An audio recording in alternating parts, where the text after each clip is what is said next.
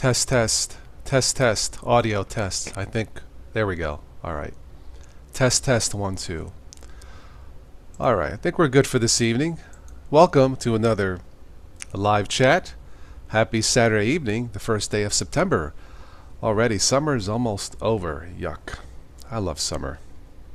Looking forward to a pool party for Labor Day. So if you celebrate Labor Day, happy Labor Day and be safe. You can hear me, thank you. Okay, cool. You know, this little, I don't know, $15, $20 headset has gone a long way. A lot of choices, but Logitech is good too, absolutely. This one's kind of flimsy, but it still works. Anyway, how you guys doing for this evening? Present arms, Yugi, how are you? Good day, PCTLC. Colin is in the house. Welcome back, my Australian Vegemite friend. How are you? Man, it still feels humid today. Wow. That's because it is. It was. We'll get started here in a few minutes. For those of you who contribute through the to the channel through PayPal and Patreon, thank you. Sincerely, thank you. Big thanks. I haven't yet scheduled the next private chat for this month. Looking for topics, suggestions for topics, and a time. It doesn't necessarily have to be about technology. It could be technology related or something completely different. As long as it's family friendly. You know me, I'm open to just about anything. Peter Brown. Dan Simmons, good evening.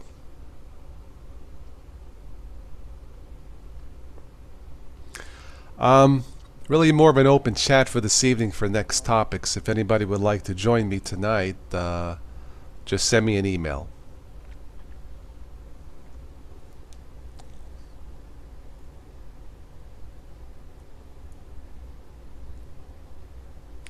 I got my pen and paper taking some notes if need be.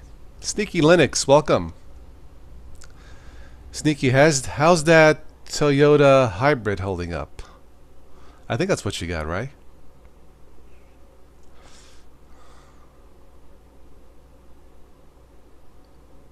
Hi, Heather.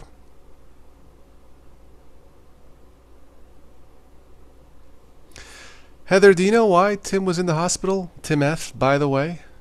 Is he okay? Tim O, welcome.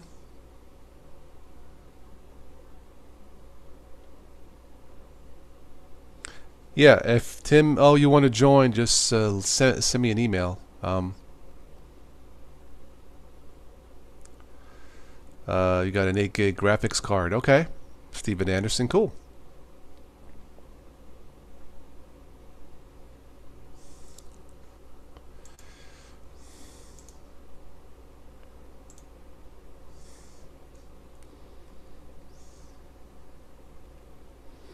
I haven't bought a graphics card in a while. How are they priced nowadays? Are they expensive? Like RAM or not? Okay, all right, Heather.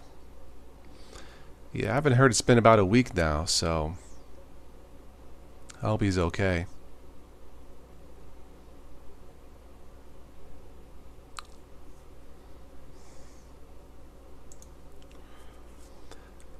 There was some Firefox news. Apparently, according to this article, Firefox wants to take bold steps to protect the user privacy.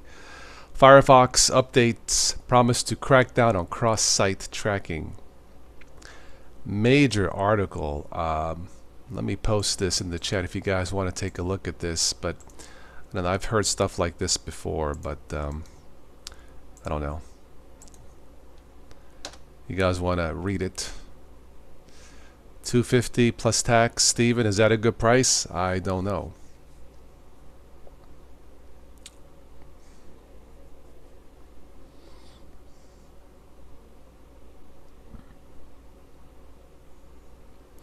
Sneaky Girl and me will do a live one with you next weekend if you want, matey. Sneaky Linux, of course. You can join Sneaky next weekend, absolutely. Uh, Saturday, Sunday, Sneaky. What time did you have in mind?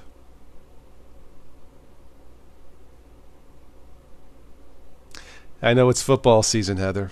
I know. I was at the local restaurant bar. They had the Michigan Notre Dame, yeah, football game on. Outside bar patio. Sat down for a little bit. I just had a Pepsi or two and I left. There were too many guys, not enough girls, so I left. Yu-Gi-Oh, you're doing great. Awesome. Yeah, Sneaky, that would be great next weekend. So about this time, Saturday night between 8 and 9 or so, you're still up. Okay. That sounds good to me. Spatry is in the house. Mr. Manjaro himself. So you're still surviving Manjaro. Wow. That's quite an accomplishment. How you doing? Spatry, you are right on time. How have you been, my Floridian friend? You are right on time. You are not late. Yeah, please everybody say hello to my good friend Spatry from Spatry's Cup of Linux.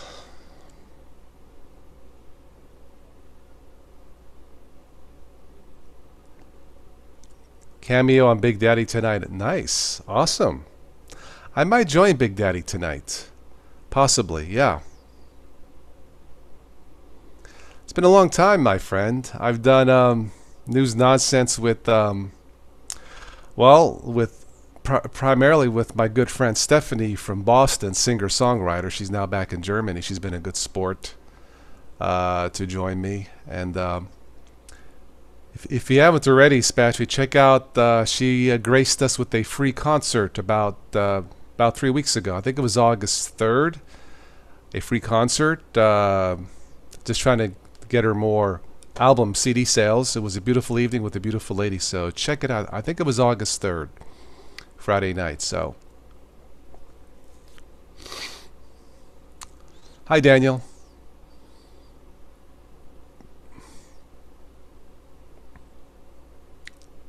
Yeah, please everybody say, tell Spatry he's always welcome back, right? So Spatry, when you lost your mind, how long did it take to find it?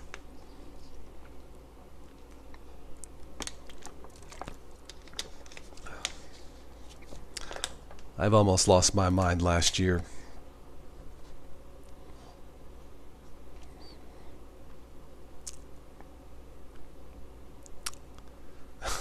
Still lost.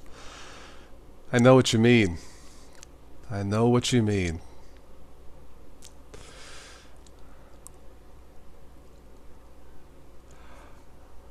Let's get some other people here in the chat. Daniel, do you want to join in?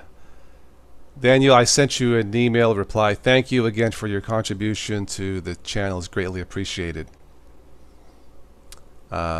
Once again, I'm looking for possible topics for the next private chat. Again, it does not necessarily have to be about technology. I haven't scheduled it yet. All right, let's see here.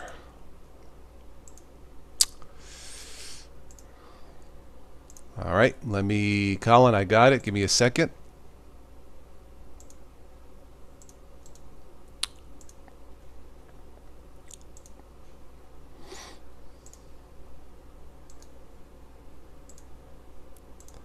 Alrighty, there we go, Colin.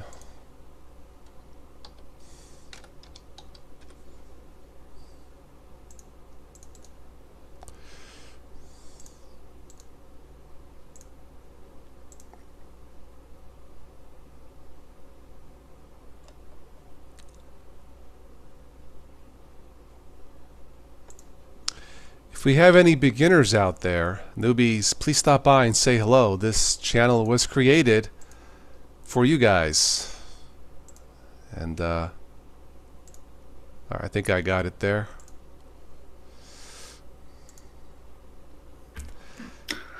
Hello, Toss. Hey, my Australian friend. How are you?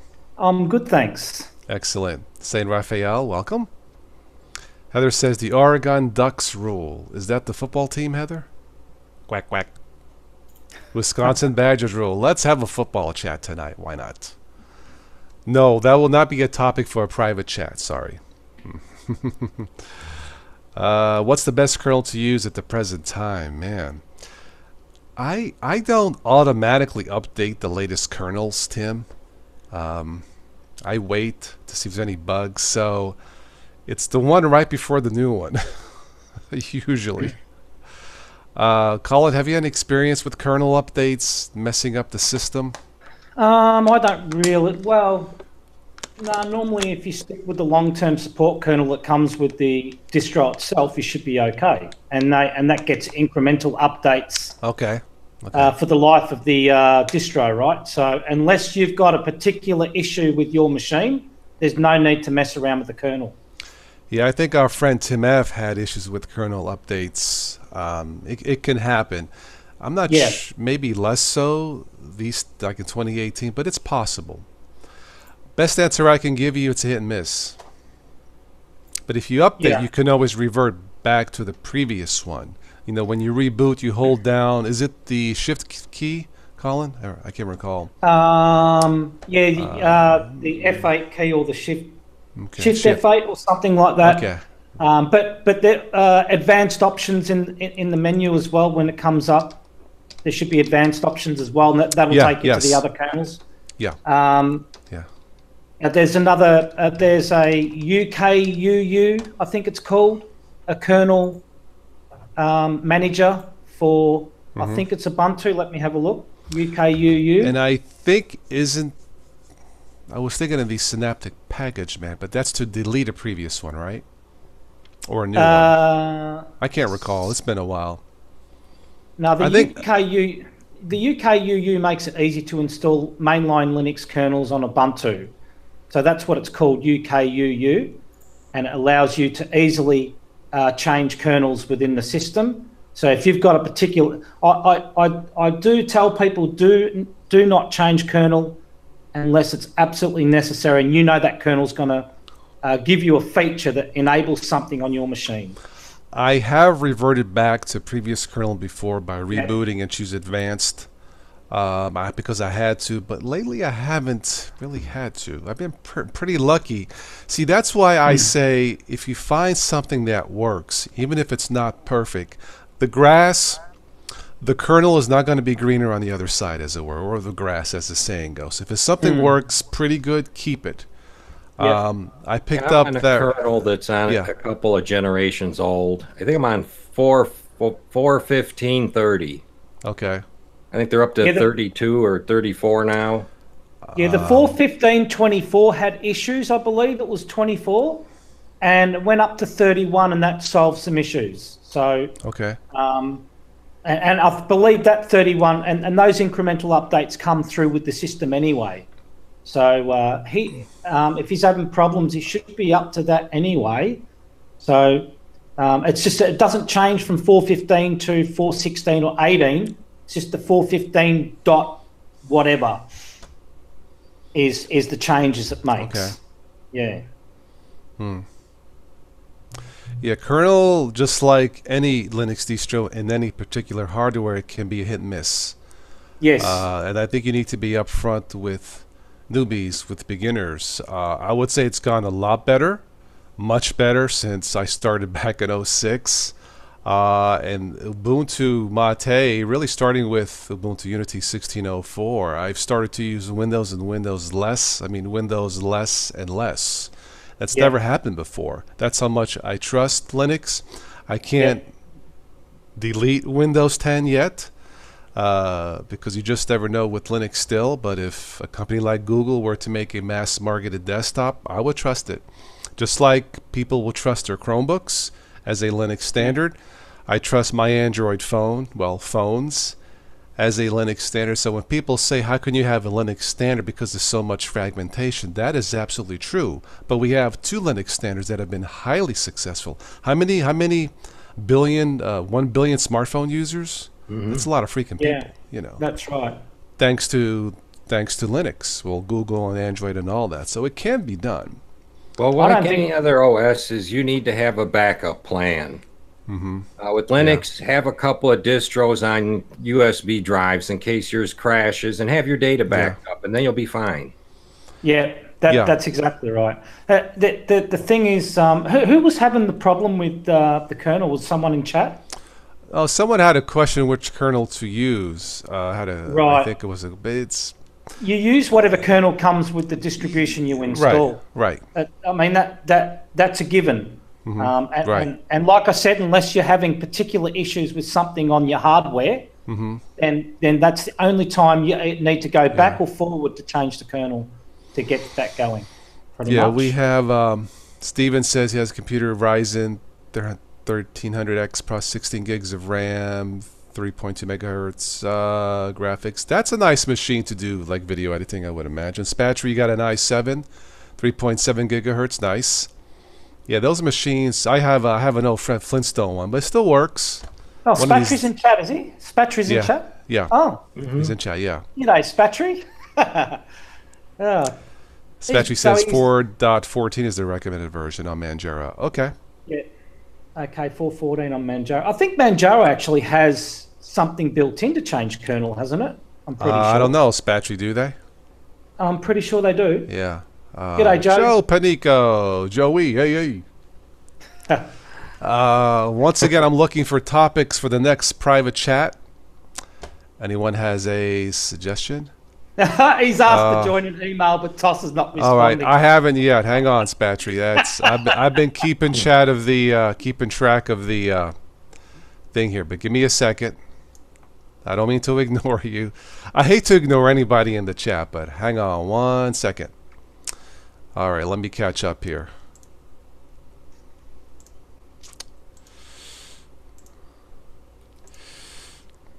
So you haven't got any topics yet, Toss, for this one, or for this one? I was looking for suggestions for the next private chat for this month. For all my friends, the people who contribute, to go out of their way to contribute, I will go out of my way to spend an extra one special night doing a private chat. Again, it doesn't necessarily have to be about technology. It'll be a private chat. And if it's something controversial that you want to talk about, it'll stay unlisted. But that's up to you guys. All I ask is keep it family friendly. You know, like YouTube and politics. You want to talk about that, I'm open for that. But it has to be family friendly. I don't like to talk politics much, to be honest. That's fine. Either. Yeah. All right, Spatry, there we go. Well, I mean, politics, the YouTube and the use of politics in YouTube in general. Okay. Yeah, in general, the use of technology. It doesn't have to be like the grand. Yeah, that's fair enough. All right, present arms. Give me a second here. But yeah, any topics, as long as it's family friendly. I mean, that's how Stephanie was discovered. It wasn't. She does not have a show about technology or a channel. It's about music. Yeah. All right, Sneaky, I got your email. So next week, Sneaky. Okay, I'll let you know. I got your email, Sneaky. Great, thank you. Check the audio. Hi, Spatry. Hi, Spatry. How you been? You're speechless? Oh my God! Drink more coffee. More coffee. Give him coffee. Yeah, we're using the F word, Folgers. Go ahead. Yeah, I'm doing tape. And actually, I was invited to Big Daddy, but that's a little bit past my bedtime, so it'll be a quick cameo and then off to bed because I get up at 6 o'clock. Okay, cool. Yeah. Nice. Well, geez, lots happened, but I don't want to. I want to. You continue. Check your audio. It's kind of low. All right, hold on a minute. It's not very clear. Click the spoke wheel on the Hangout, and for audio, make sure when you scroll down to the audio, make sure you set it to studio and not voice.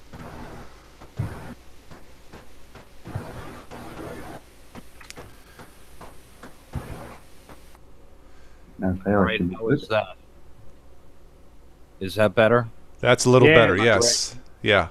Okay, great. Yeah, I just had the wrong microphone hooked up. Oh, okay. Jeez, and you're the Linux master? Excuse me, I haven't used Hangouts in like 2 years, you know, Really? and it's all your fault. Yeah. Well, I think I'm about ready to wrap this up. Goodbye, though. No, actually, it's really funny. You know, here in Florida, we have a lot of heat and humidity. Yes. And I was running my old computer like a server. One day I left, and I had the laptop lid closed, and the computer was still on. When I got home, the screen and the keyboard was covered with condensation. Oh my goodness! Yeah, Wow. So I had some moisture damage on the computer, and at that time, I was helping people out on Cup of Linux, and people are like, "When are you going to release your next video? When are you going to release your next video?" And it's like, Caden Live wasn't even working, so it's like, and and the thing is, my computer really wasn't in the best shape, and so one of the members of the community donated this machine that I'm using now, and I mean, this thing is a beast, and I can't thank them enough. So it's allowed me to bring 1080p to the table, and I'm back in action. So thanks to the community and all the supporters who make donations and stuff like that. That's kept the site up and running, because hey, I have a life besides Linux, so Absolutely. No, we all do. Hi, buddy. Hi, Ricky. Hi, Ricky. Hello, Ricky. Hi, Ricky. Hello, Maverick. LSC is in the house. Good evening, Maverick. My How are USB you? headset's on the way. Logitech, awesome. Yeah, Logitech H110. It's the cheapest one I could find. Got that thing for $5.75 off of eBay. Nice. And it's got a noise canceling feature built into it. Excellent. Get lots of Sometimes you stuff never from know. eBay. You never. This is like a $15 mic with a USB adapter. You know what? It works. So I still got the Logitech as a backup, but this is lighter. So I use this, and I stay cooler too. Wearing my Princess Leia headset. With but just like yes, Patchy's got the Princess Leia headset. See. But all right, who else is in the house here? Oh, Toss, I have an idea. Yes. I don't know for your show. Something I just looked at, and I'm not sure if you had a chance to, but the big thing with Steam now is their implementation of Wine called Proton. I had an opportunity to give it a try last night, and I was absolutely amazed by this, and that would be a good topic of discussion, especially for those people, because how many times, Toss, have we heard people say, the only thing that's holding me back from trying Linux is the fact that I can't play any games on it, or their favorite games. And the thing is, it looks like Proton is going to make this happen for a while. I mentioned it briefly last night. Jeff says, will Proton switch more people to Linux? So far I've tried, it works. Okay. I'll be the devil in the dark. I don't believe in it, personally. If you have a totally 100% Windows user, okay, and you're going to say, hey, I think the future of Linux is gaming, and that's what I predicted years ago, and I was wrong. Because back then, 5 years ago, we had the CEO of Valve predict Linux was gaming was the future of Linux. They had Steam machines coming out, Steam OS, and then there was crickets, silence. I'm not sure what happened. I'm not trying to be funny. I'm not sure what happened.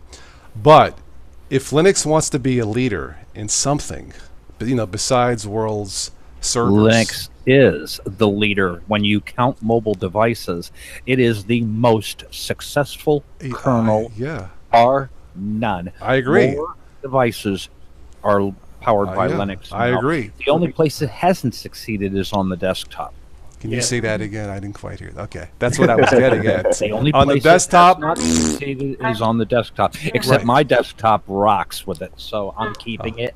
Okay, that's great. But the point I'm getting at, if you have Windows people who think that Linux is just for nerds and geeks, some, like if you're gonna mess with Gentoo and Arch power user, obviously that's not for the common mom and pop user.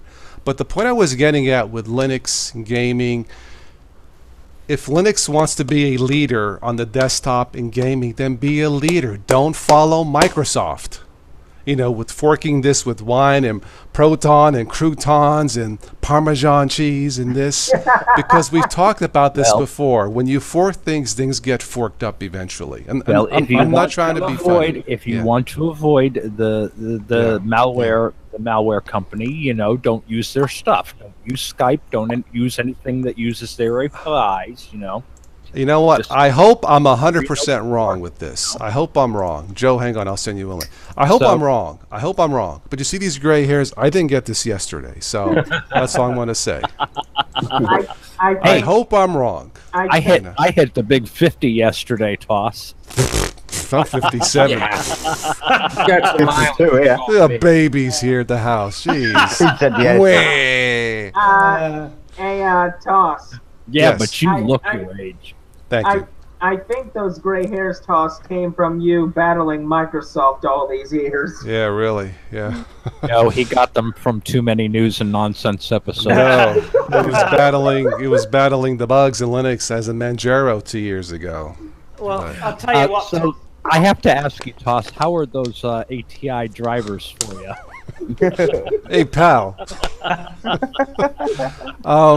Lately, Spatcher, you don't know this, but lately, this year, I'm using Linux much, much more than I am Windows. Like 70 to 90% Linux and 10% Windows. Last time we were talking, okay, you took I think it was the 30-day Manjaro challenge. It may have been more than 30 days, yes. Mm-hmm. And you said you were going to stick with it. Did you? And how long did you stick with it? I think it was more than 30 days. It was a full install. One of my ThinkPads. I think someone asked last night what to try Linux on. ThinkPads. Don't spend more than $200. Something refurbished, 4 gigs of RAM. You can try anything in Linux. But I think it was more than 30 days. And I think I mentioned it started off with, it's fast. It was XFC is the flagship, right? I think. Okay. Yes. All right. Yeah. As far as navigating, but I had a few issues here and there. What happened eventually? It stopped updating. It stopped. So I fixed that. Had to fix this, do this, do that. I'll put it to you this way.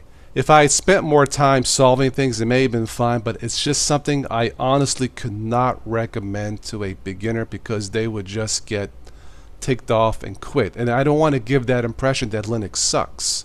Okay? But it does. Linux, all operating systems suck. Well, in that case, why are you guys on my show? Get out of here. I mean, they're all awful, but it's how But the question we should be asking: which OS sucks less? That's a good question. Well, in my opinion, Manjaro sucks the least. So, at least for me personally, I mean, I've been using it as my daily driver for. Well, then you have my sympathies. 5+ years for free. Absolutely. See. No, thanks for coming to my defense there. No.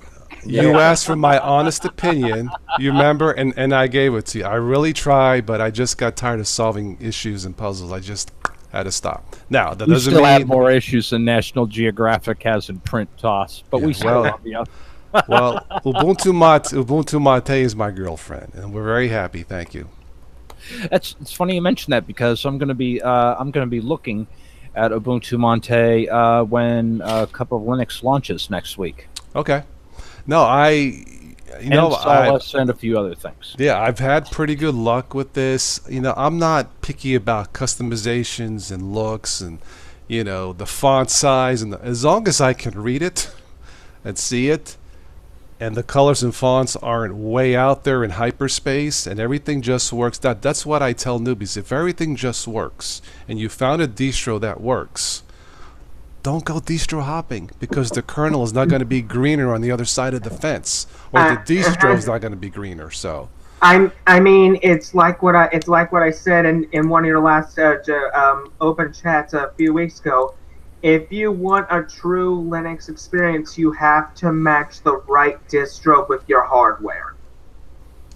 And that's a crapshoot. And if you've got a ThinkPad, odds are, you're going to have something that fits like a glove. And so recommend ThinkPads. They've been terrific. Oh yeah, and you can get them really reasonably priced on eBay. Yeah. And yes.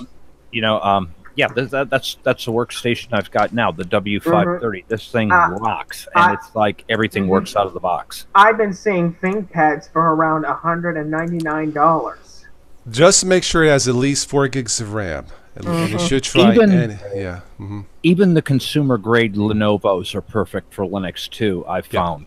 Well, this is a Lenovo now that I've been using. It's 7 years old. It's out there. I need to get a beefier machine for like video processing, but it's solid. And this, when I get the new one, this will be my backup. So, but to match Linux with your hardware, that's where the distro hopping comes in, because you won't know what's matching until you find something that does. And I used to be a distro hopper. I mean, I mean that's why I have over 2,000 videos. Maybe half are hopping. I don't think half are hopping, but I was doing this, trying to, okay, maybe this, and then finally after so many years, it's like, why am I driving myself crazy? I don't want to be Spatry Part 2. No, just kidding. But, I don't hop, but I explore. I'll load a hard drive up with a different distro just to see what it's like and see if there's a possibility I can use it or not. Well, I didn't want newbies to go through the pain that I did of trying, and I didn't mind. I was curious. Actually, you do, because you learn from. Yeah, I went through some terrible learning. That's how you learn. Okay.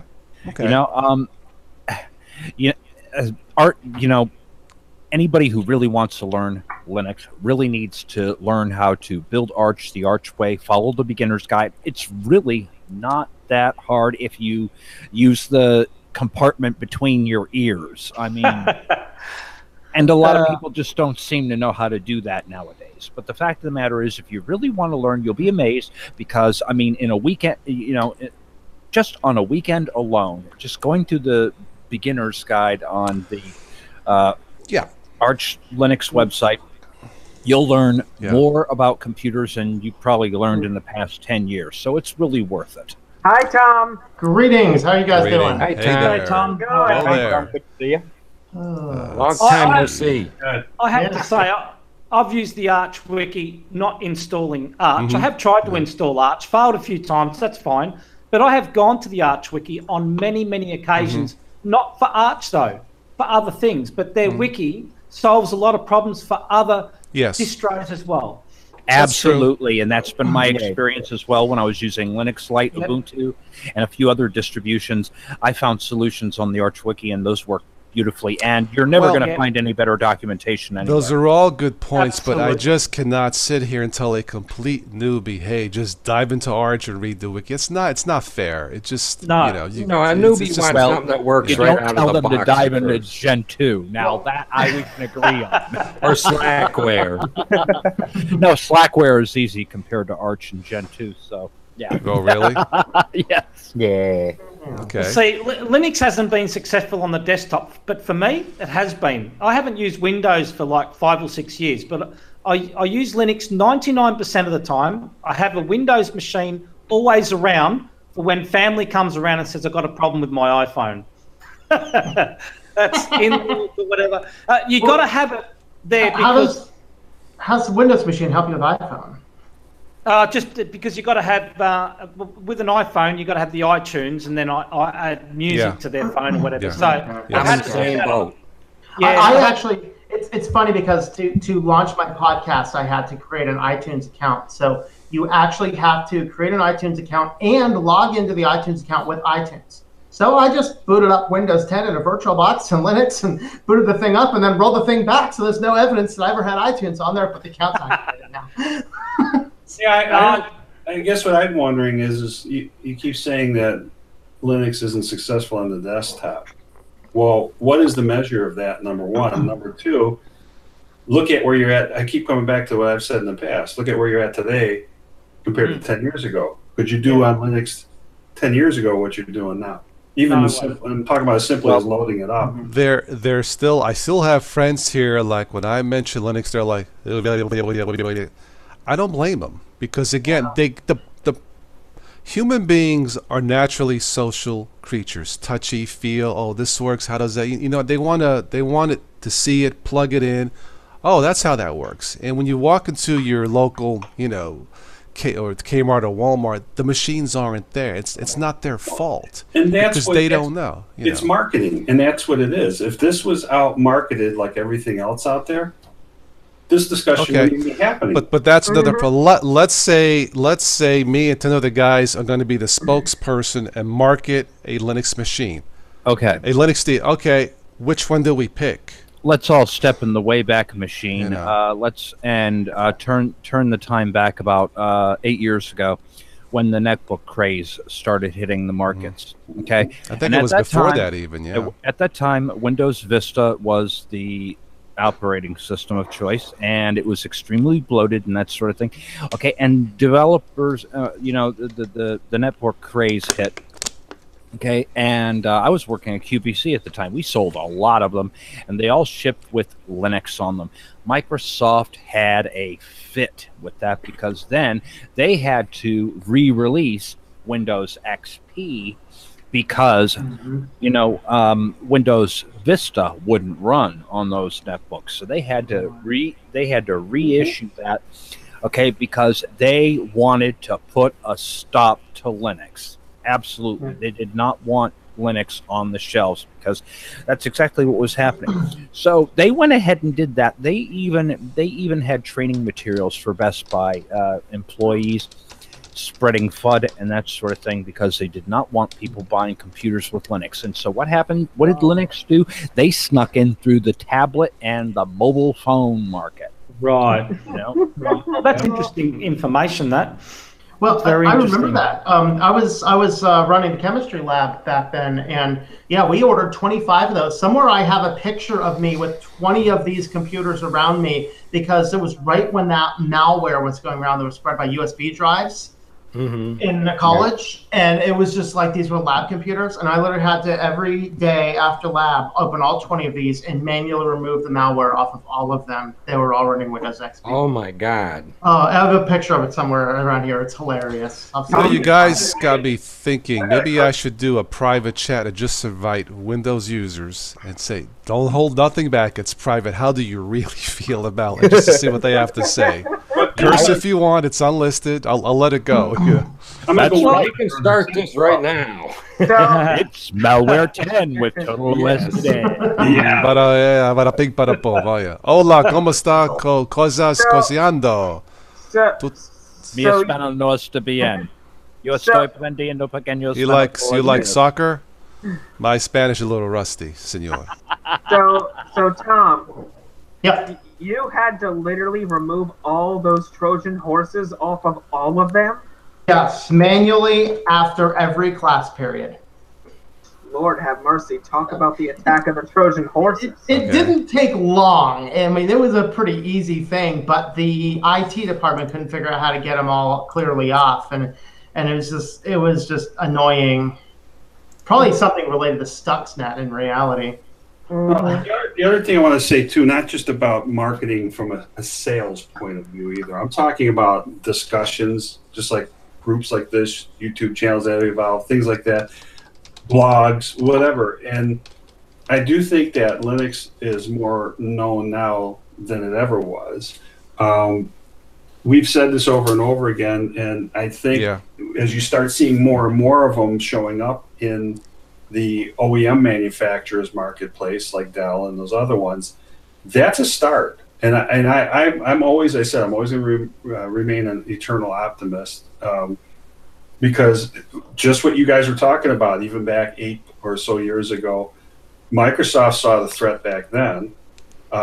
And I think that's what it comes down to, is just educating the public and giving them a choice and letting them see the choice and see how it works. The downside is just what you also said too. Now this does still hold true, believe it or not, even for Windows in today's world, is what distro is going to work well on what hardware. I mean, even Windows 10 doesn't work well on every particular piece of hardware. Nope. But here's the thing: if you buy a new computer with Windows 10 and it doesn't work, you take it malware 10. Okay, you buy a new malware 10. You take it back to get some fresh malware immediately. Fresh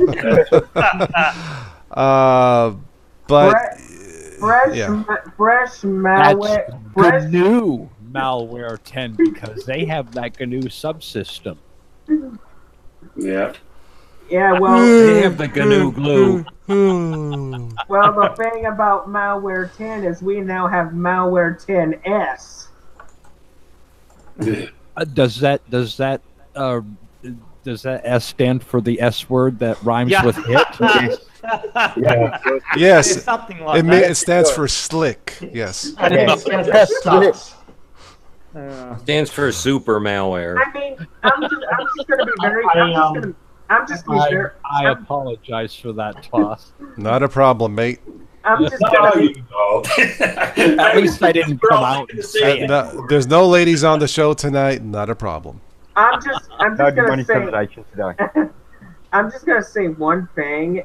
The Microsoft really put themselves in the grave when they made Windows 10s to where, in order to make it a full desktop, you have to give Microsoft the money. That is no longer the case, by the way. It is now free to toggle back and forth on all of them. Really? It is, yes. They decided to make that change that I know of, unless somebody knows something else. Somebody dropped a news snippet, and I don't know how true this is, but there's a fear going around that Microsoft's going to start charging a monthly subscription fee. Now, I don't know if that's happening anytime soon. Just Enterprise. Okay. That's Enterprise. All right. By the way, I found that photo. Here's just some of them. Every time period. What distribution was running on those? Those are XP. They were, I think they were Acers, maybe. Let's see if I can zoom in on these things.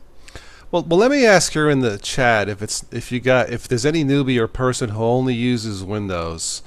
Can I ask you why? If you have the guts to post, no, no, seriously. If there's anybody new, this is a friendly show. I was once a newbie. This show was created for you newbies out there. If there's anybody who only uses Windows, what are the problems you've had in Linux? Share it with us if you want to. I would wager a lot of people just never tried it or don't know it's out there. And like the perception still among the general population is that Linux is this command line terminal thing and that's it. Mm-hmm.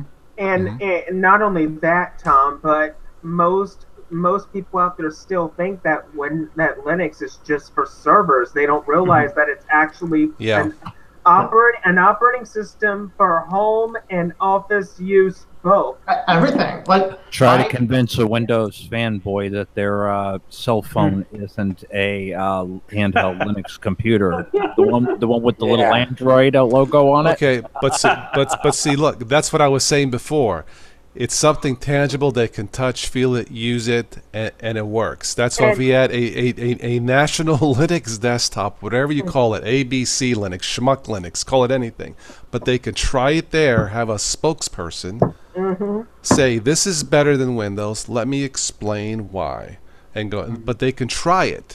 There's a chance. But if it's not there, you can't blame the consumer because it ain't there. It just ain't there. You haven't learned how to build your own distribution yet, Tom. I just have one question, Tom. Yeah. When did Microsoft make the announcement that that when it comes to Windows S, when did they make the announcement to where if you have Windows S, you can switch between free of a full open and I think it was in the release notes of the last release, but I can't remember for sure, being that I don't use Windows 10. I remember seeing it because I was like, bummer, I was wrong. What I thought was going to happen is every computer was going to ship with that because it was the way to lock people into giving you their a Microsoft account, because that's really the thing that Microsoft's been bummed out about, is that a lot of people are still skipping that step. That was my prediction, but it turns out not to be the case. Unless they're all shipping with the S mode, you can freely turn it off. So OS Tech for you says if you have Windows S, you can upgrade for free from the store? Right. That's the problem. You have to toggle through the store to toggle it off. Right. I have a question. What is the difference between Malware 10 and Malware 10s? You can only install through the software store, through the Windows store, right? You can't actually install any. Yeah, you cannot install anything on it except if it's in the store. Yeah, it's locked down. It's more locked down. Okay, so it's more control on the end user then. Correct. Yes. Oh, that's going to be a real winner. S stands for strip down. Congratulations, Microsoft, on that one. thought you were going to say something else then, Dan. You really porked the pooch on that one. And that's what they were pushing in on the schools too, with the Surface and whatever. Oh yeah. And that was, you remember just a few months ago too, when they were doing that, that was a big uproar because a lot of these kids, now they're kids, were having their privacy taken, and the parents were upset because they said, hey, I've got a 10 and 12 and 13-year-old kid, and you're taking their privacy, and nobody said nothing to me about it. Well, and almost every school is using either Microsoft accounts. So like Pizza uses Microsoft accounts because, he's right there where Google, or actually, yeah, he's right there where Microsoft is. In this school district here, everyone's on Google accounts. So I've been telling all the teenagers that I'm working with, hey, as soon as you graduate school, download everything you want, delete the account, and never use it again. My biggest concern, what we're going to see, in fact, if there was a 2020 episode out just a couple months ago, talking about an experiment that they did in the 60s and 70s, and nobody knew about it until like 2 years ago, where they would take twins going into an adoption and they'd separate them at birth and never tell anybody and study them separately and see. It's a giant human studies experiment, which is known as fully unethical. These tech companies right now are doing the exact same thing. They are able to take all of these students' data and study them, all of their internet behaviors, their entire life. There's no parental consent. There's no anything else. They have the data. They can do it, period. But you did give them consent when you installed the software, and you did not take the time to read the end user license agreement. That you have given them permission to do this stuff to you by installing their software. And believe me, I mean, that's not what I'm talking about.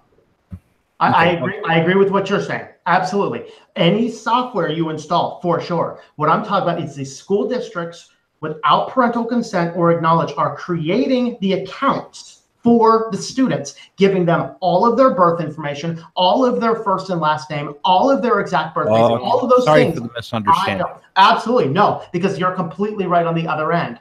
Nobody is watching the software you're installing either. It is two sides of that coin, and we're both right on that. And they're charging them a fortune at that too.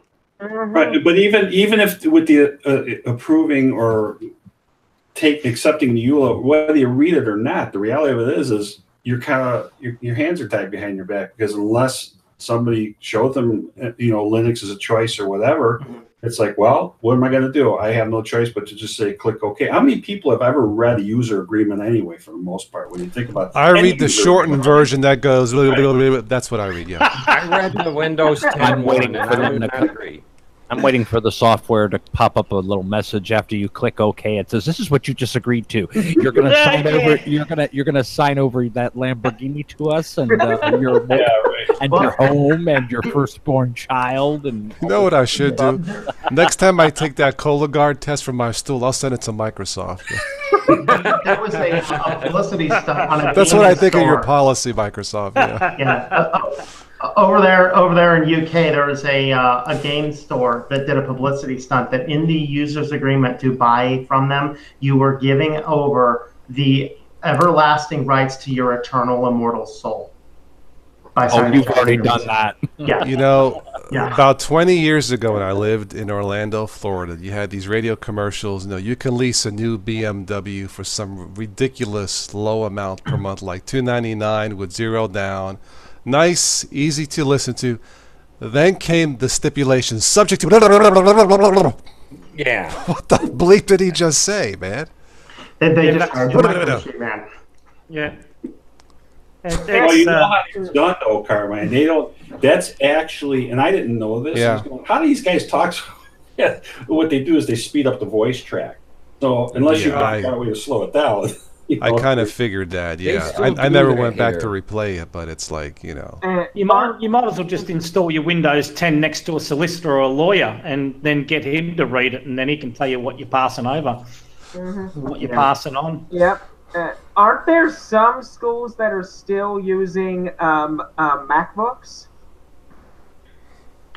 They're using Apple, yeah. iPads, but because if I remember correctly, Apple used to be the biggest education manufacturer for schools. It's probably why Apple still exists. That was actually one of the things that Steve Jobs did very well. Yeah, that's we had all we had in our school was Apples growing up. Mm-hmm. Yeah. Adam Grubbs is Adam Grubbs. Hi, Adam. Concerned with privacy. We all are. I know we joke about it, and sometimes I'll make light of it. NSA, yes. NSA is the National Spatry Association, by the way. No, privacy, 100%. The problem is, even if you use a secure Linux distro, once you get on the web, forget about privacy. I hate to say that, but that's the reality of today. Now, you can be a little more private than the other guy. Yeah. I disagree to a sense because it depends on what you're doing on the internet. Just because the computer is connected to the internet doesn't mean immediately everything on that computer is just dumped and available online. If that were the case, that'd be a horrible thing. But it really does depend on what you're doing and how you're securing it. Yeah. I say one of the best things to ever help when it comes to people like yourself, Toss, or anybody that use the internet. One of the best inventions that open source and Linux has ever come up with is Tor. Ben, is that you? Yeah. Yes, Patrick. All right, I didn't recognize you. Last time I saw you, you looked like you were 14. Probably was. Actually, Benjamin Aldridge says, I think they still use Macs in multimedia class, photo editing and video. Actually, a friend of mine out here is in a video editing class, and they are using, I didn't ask him. I know they're using Adobe Premiere. My guess is they're using Windows 10. I'll ask him when I see him. I have a question. I want to run something, Mike. I've mentioned this before for Spatry, because I followed you in the beginning when I first started really getting into Linux. And I still could hear your little penguin going across in your intro, and I love it. But, I've often said, if you really want to go back to when I had probably the most fun with computers, when you actually bought one, you were excited and couldn't wait for it to show up at the door, was back in the 90s. Before the internet really was around, and you bought a piece of software, even though you had to agree to the agreement to use the software, but you bought it, you put it on there, and you did your task, and you didn't worry about any of this stuff.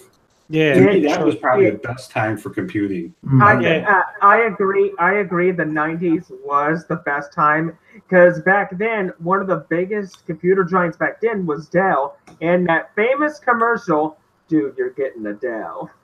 Yeah, I think how old are you, Ricky? You're a little boy, man. I'm 30 years old. No, get out. So I have to agree with you there, Joe, because nowadays we have a computer. The first thing we do is connect to the internet. But back then we used to use it for doing tasks that simplified our life, I believe. And the best thing for me was spreadsheets. I thought spreadsheets were the best thing ever. The best invention. They were the best invention ever. You can do anything on a spreadsheet, and it just simplified your life, I thought. But even Microsoft Word was fun to use then, because the best part was you didn't have a typewriter and have to have the ribbons and all the white back and whatever. You just went back, and it was just fun, though. It was such a cool thing. And now, not only do we take all that for granted, but we sit here and we complain about the privacy loss, and it's our own choice to go on the internet, Even beyond that, though, Joe, one of the major consequences of all these kids having these online accounts, they don't know how to save files anymore. Look, I am co-writing a book with somebody who's still in high school right now, and I give him the computer we're typing thing on, because he needed to get me one more essay. I'm like, just sit down to the essay now. He starts saying, I say, did you save it? How do you do that? Really? Yeah. And that's the reality, and it's not a criticism of this person who is very intelligent, particularly for his age. It's just that the entire school system teaches you, just do everything in the cloud, and everything's automatically saved for you there. Good point. But see, the other thing too is electronics have turned this world into syndromes. Now you're hearing about how this is a syndrome. This is some kind of an illness because it's an addiction. And it is when you think about it, because it's actually, as much as these are called smartphones, they're dumbing down society. Yeah. Did you want to change at a register? Did anybody check Computing Forever's video today? I haven't heard of it. Best I've seen in a long time. It was specifically about smartphone addiction and things like that. It was really good. You check it out. I think we've talked about that before a little bit on one of our Life in Linux podcasts. Social addiction with computers. You know, it's bad. It's easy because computers are fairly cheap. Look at Chromebooks. Nothing against Chromebooks, but just, you know, cheap phones. You can get a cell phone for as little as $50, $20 phone on a prepay. And right away kids are, you know, texting, you know. Yeah. It's too easy. Well, kids are acting up and the parents just hand the kid the phone and it's like, you know, and I never gave mine to my son. No, my kids had phones once they went to secondary school, so they're a bit more responsible at that point, which is about 14, 15. Before that, I don't believe that they should or need a phone, to be honest. But you know, I mean, I'd have to think 14, 15 years old is a good age to give a kid a phone. I don't know. People might differ with their opinions, but I would have to agree. You know, my son started using phones before he got his license, and that was good. Now he does turn off his phone in the car, or doesn't use it. He just refuses, and that's good. I've seen 3-year-olds with the little phone, and they're watching their cartoons and stuff like that. And I was thinking to myself, we didn't have that when I was a kid. Yeah, me neither. Normally, parents with kids, we need to start and train them early to be prepared. But at some point, I'm not sure that particular training is the right way. It's a quick fix babysitter. Right. There's a sub $20. They call it smartwatch. Whatever happened with actually going out and making friends and meeting people face to face? What's that, Tom? You can attest to this, Patrick. Are you talking to me? The hurricane that went through last year, there were more kids playing outside that nobody realized were in the neighborhood because the power was gone. The minute the electronics and the power got restored, the kids were back off the street again. Why don't my stuff work anymore? Yeah, we had some mild damage from that storm, but that was on the other side of the state. Yeah, but those news stories were still there. I'm saying is, you know, because we all saw them. It was national news, and they said, you know, they show all these kids in the neighborhood. I'll never forget that. And the neighborhood looked like it was a war zone. But then they said they never realized, you know, a lot of neighbors said, I never realized there's so many kids in the neighborhood. And that's because the electronics was all cut off. Yeah. Look, here's the hilarious thing. This neighborhood I'm in here, there are more kids that play outside. I have no idea. But you know what that is? They're all Russian kids. They all run around. I can't understand a single one of the things they're saying. But they're all out playing outside. It's amazing. Nostrovia. So cool. Yeah, you used your imagination. You created games. You did. I mean, I could go down the whole list of stuff we played as kids. Oh, you had curfews. And you know what? How your parents got you home? They either whistled or yelled, and you could hear them 2 blocks away. Exactly. A friend of mine, they lived on a farm. They had a triangle. He rings the triangle about 20 minutes before dinner because you could hear that triangle about 3-4 miles out in the woods. Yep. You know, so that was it. I do believe that you know, when it comes to this, and we say that, you know, parenting and all this sort of stuff. If these days, parents, back in my day when I was a kid, we always had mum at home, or one parent at home, if you want to put it that way. But mainly it was your mother. She was looking after you and whatever, and dad went to work. So there was always a parent at home watching what you were doing. These days, both parents are expected to work. You know, they come home, they're tired. Convenience. Hand them a you know, little tech gadget, and they'll take care. That's exactly. And Jerry Springer's training your kids while you're away at work. Well, I think. Well, growing up, both my parents had to work. My mom was working when we were in 2nd grade, and we were latchkey kids. We'd come home, destroy the house, but you know, it was never clean because, you know, unfortunately they both had to work.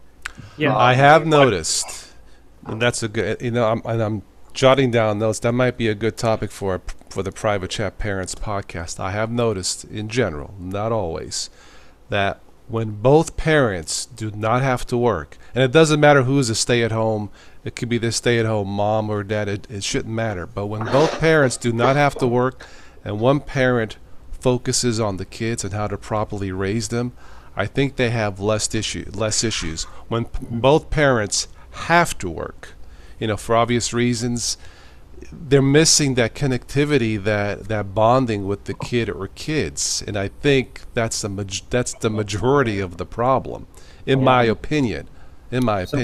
Something else that's missing too. We have an old saying that goes, "Spare the rod, spoil the child."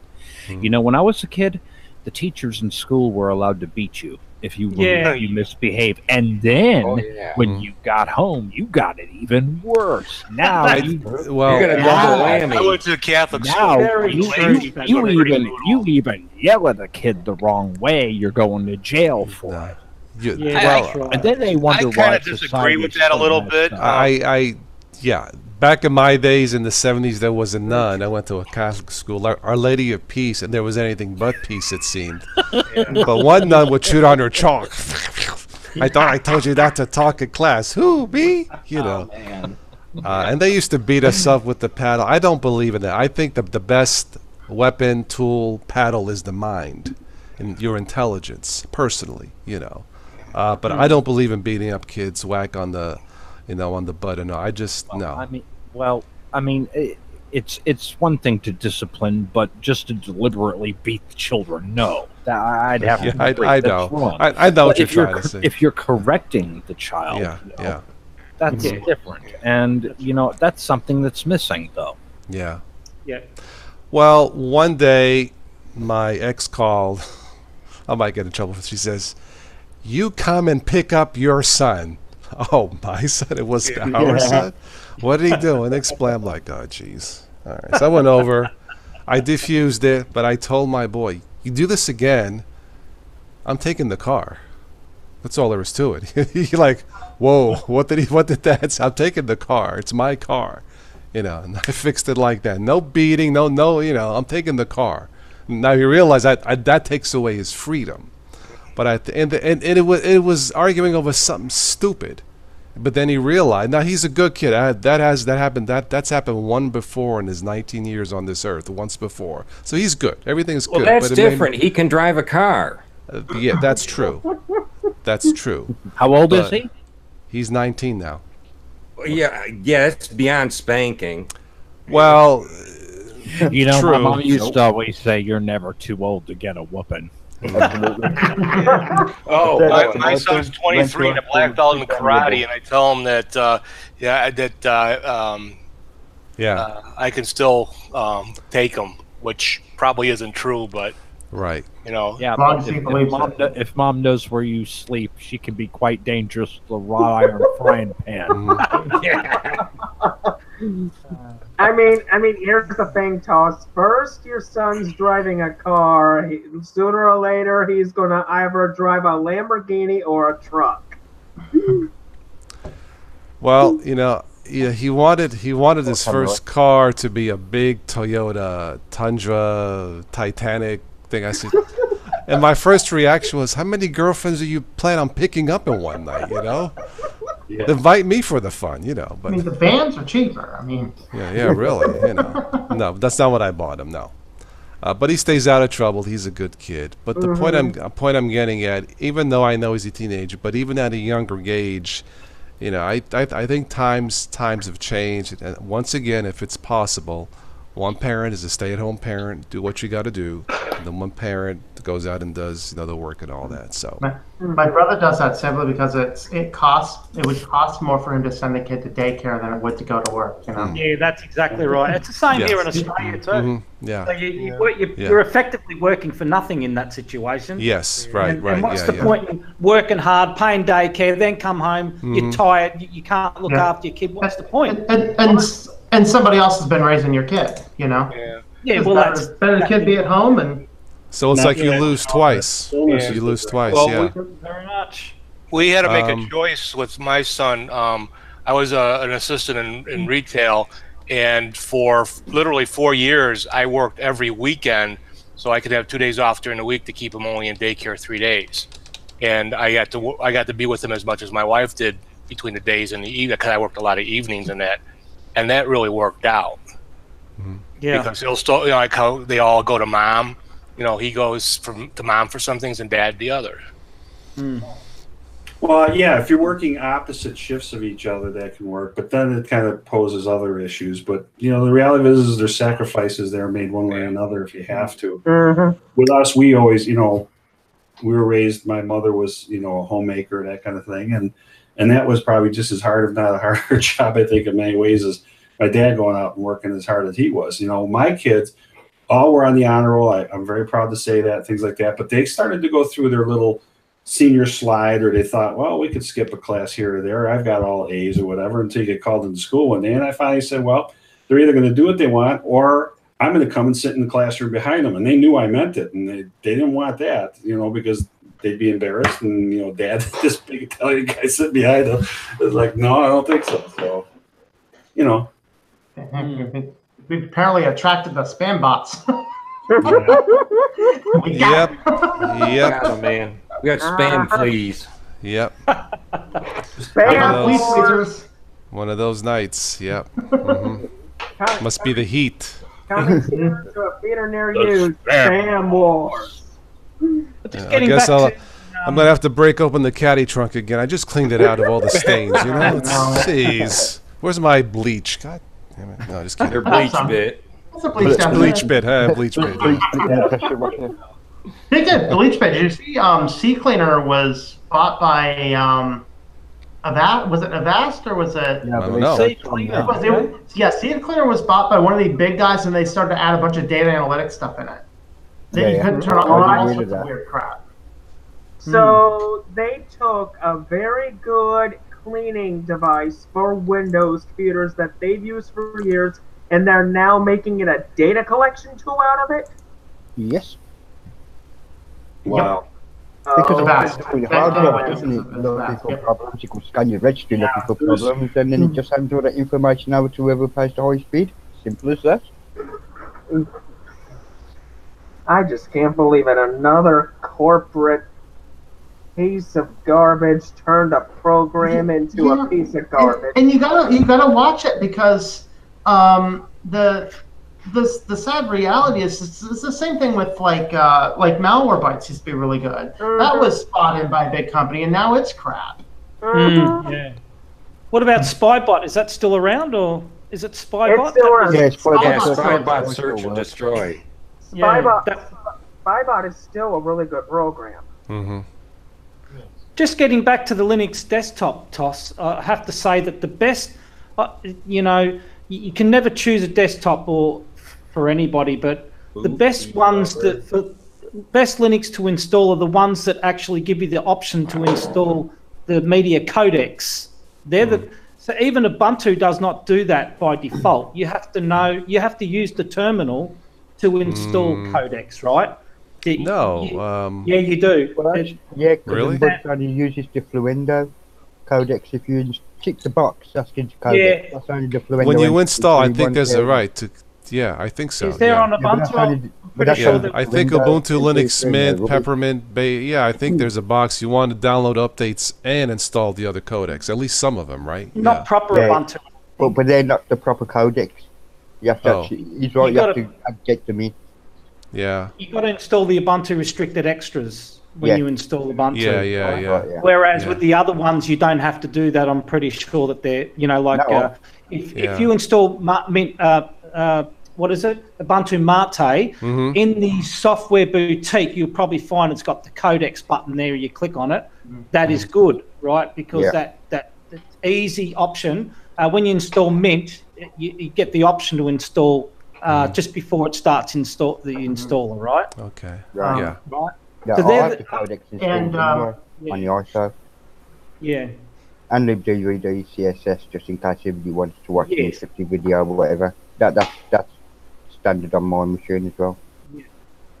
Or in terminal, sudo apt-get install Ubuntu restricted extras, right? Yeah, you always have to. Ubuntu dash restricted dash extras. The Linux Mint Debian edition just came out. I'm going to be doing, like I already recorded the video. It'll be published tomorrow at noon. that actually has, you can install the codecs from that on the start screen. They added it. Just click the button, installs codecs right under that. So that's really good for that. So I was watching was it Sneaky Linux that did that video? He did was it Ghosty? I think it was. He installed Debian, and yeah, that took a while to install the codecs actually for him. I think he was on the wrong mirror. I think, but did that take you a while, Tom, to install codecs or not? Oh no, it's literally just a button in there. Just click the button, enter your password, and it goes. Must have been he was on the wrong mirror. I have to say this. Trolls will be terminated. Yeah, it looked like we got a couple going. That never gets old. I think we got 4 of them so far. I don't know. Are we keeping track? I guess that shows your popularity, huh, Toth? I guess so. But you know what? Thank God that night with the concert with our good friend, there was none that night. Because I was like, please, not tonight, God. And it worked out okay. So... You know, it's normally pretty good, to be honest. Although I did warn her, Stephanie, like 2 nights before. I said, look, it's possible we may get some trash talk, and she was cool with it. Yeah. You know, but luckily that night it went smooth. So again, check out. In fact, I'm going to put Stephanie's link in. She was such a good sport to give us a free concert. Really so. Toss, I've got to go. All right, my friend. Yeah. Yeah, I've got to go because Big Daddy Linux Live is on shortly. Right. Okay. Shut up. Pizza. There we go. Pizza. Good to see you guys. And Spatry, great to talk to you. It's great to see you back. Yeah. And take care, Colin. And before, see you later, guys. See you later. And before I forget, Matthew wanted to join. I think we have space now, Matthew. So try again, okay? I'll stay on. We have a lot of people on, so I'll stay on. Yeah. And before I forget, everybody in the comments, please smash that like button. Support all these. Support all these fine people. And welcome back, Spatry. Welcome back. Yeah, welcome back, Spatry.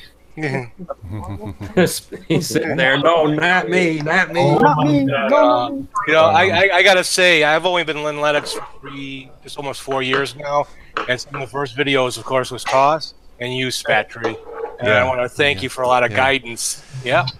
Well, I started this channel in 2010, and it was more out of curiosity, and I knew very little about Linux. My first exposure was, I think it was in a magazine, Popular or something, and it said, if you're tired of XP, try Ubuntu, of course. As a New Yorker, I said, what the bleep is freaking Ubuntu, you know? But I went from there, and then 2010, I got on board. A year later, I started doing podcasts with IG, Infinitely Galactic. A year after that, it was Spatry. That's when things kicked in. So, you know. I want everybody's opinion here. When I bring Cup of Linux back, should I be as loud as I was in the beginning? Or...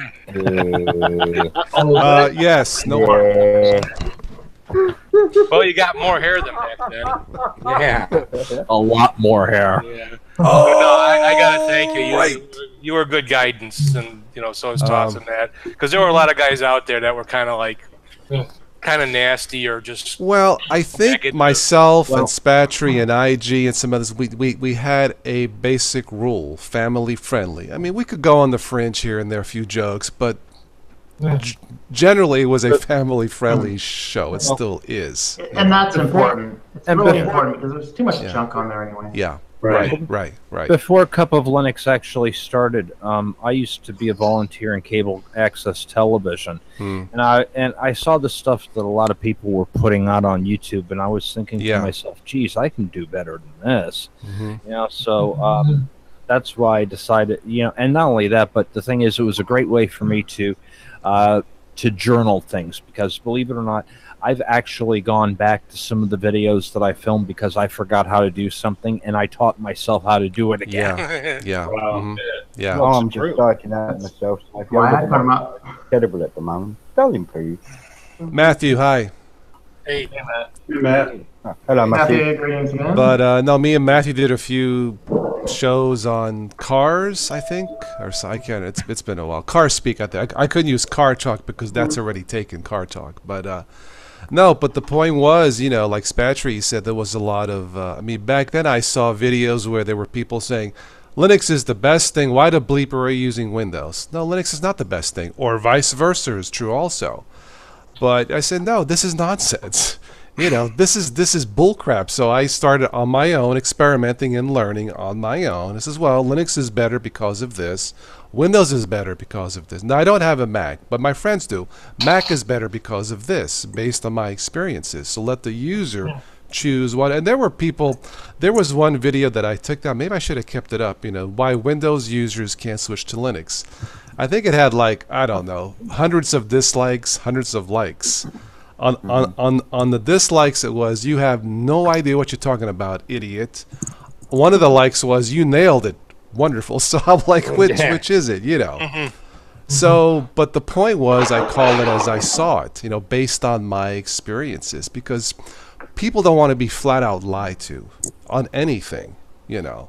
And that's why I think I gained some trust from the audience as it were over the years. It wasn't right away, you know.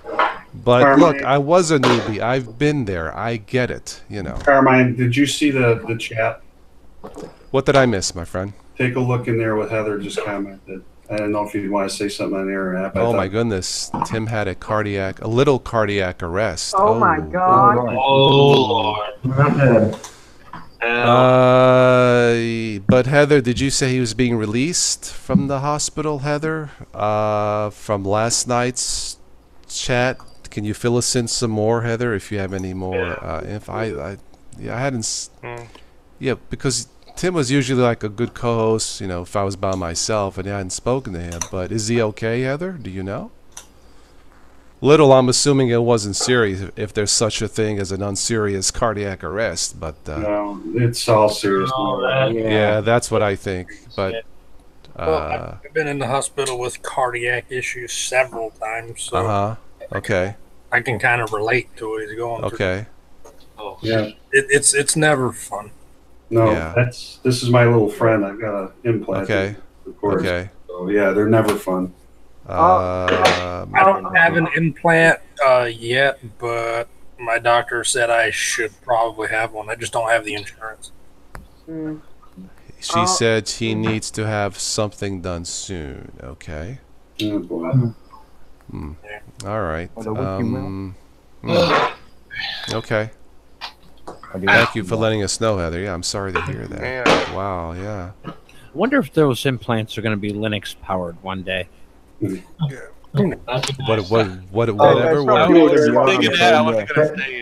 need to be. There's about 2 or 3 of them that are hackable. Oh boy. Okay. You know what, Jelaya? I don't know if you ever saw what he had said a while back. He had done when he first started doing one of his shows. He had talked about his father using some Linux-based, what would you call it, a software for record keeping, things like that. And the way it operated, it was actually so much better than the Enterprise edition of Windows.